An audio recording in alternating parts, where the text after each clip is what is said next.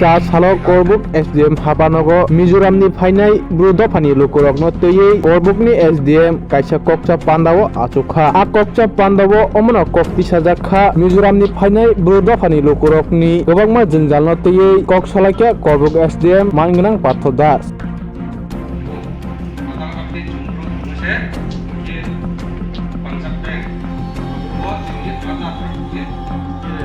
শিলাচড়া blue ক্যাম্পের leader এবং president vice president এবং ওনাদের লোকাল যারা লিডারশিপে আছে সবাইকে নিয়ে আমরা এসডিএম অফিসিয়ালদের নিয়ে আমরা করেছি।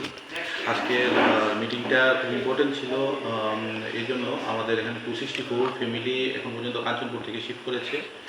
তো তাদের মধ্যে থেকে এখন পর্যন্ত 103 ঘর কাজ শুরু করেছে, বাকিরা এখনও শুরু করেনি এবং এখনও আরডি ডিপার্টমেন্টের লেয়ার লেভেলিংয়ের কাজ চলছে। তো প্লটও সবাইকে দেওয়া যায়নি।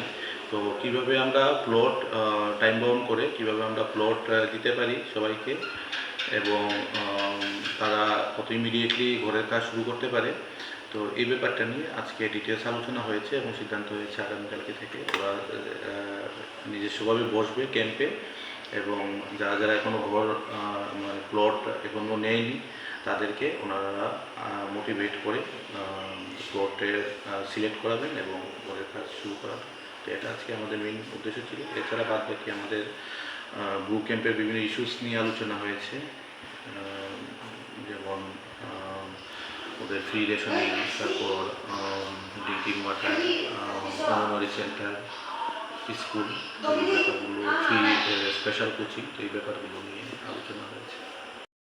264 ফ্যামিলি এসেছে এখন পর্যন্ত কাঞ্চনপুর থেকে, তাদের মধ্যে 103 সবাই ক্যাম্পেই থাকছে। তারা টেম্পোরারি ঘর করে থাকছে, আবার তাদের জন্য ব্যারাক করে দেওয়া হয়েছে। তো কেউ ব্যারাকে থাকছে, কেউ টেম্পোরারি হাউস করে থাকছে, আর কেউ কেউ ঘর শুরু করে পার্মানেন্ট কনস্ট্রাকশন করে শিফট হচ্ছে। তো এটা চলছে ঘরের ব্যাপার। এছাড়া দুইটা অঙ্গনওয়াড়ি সেন্টার কাজ অলমোস্ট কমপ্লিট। আমরা আশা করছি নেক্সট 1 উইকের মধ্যে পুরো পেন্টিং সহ কমপ্লিট হয়ে যাবে। এই দুইটা অঙ্গনওয়াড়ি সেন্টারও চালু করা হবে। এখন অঙ্গনওয়াড়ি সেন্টার নেক্সট শিফট মানে টেম্পোরারি ভাবে চলছে। তাদের জন্য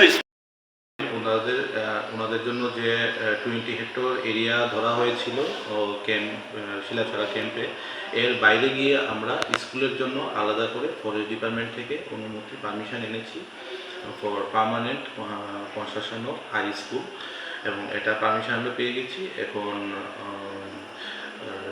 এডুকেশন ডিপার্টমেন্ট এবং ফরেস্ট ডিপার্টমেন্টের মধ্যে কিছু ফর্মালিটিস রয়েছে, তারপর ফরেস্ট ডিপার্টমেন্টের ইয়ারমার্ক করে দিলে, ডিমার্কেশন করে দিলে আইডি ডিপার্টমেন্ট সেখানে স্কুলের কাজ শুরু হবে।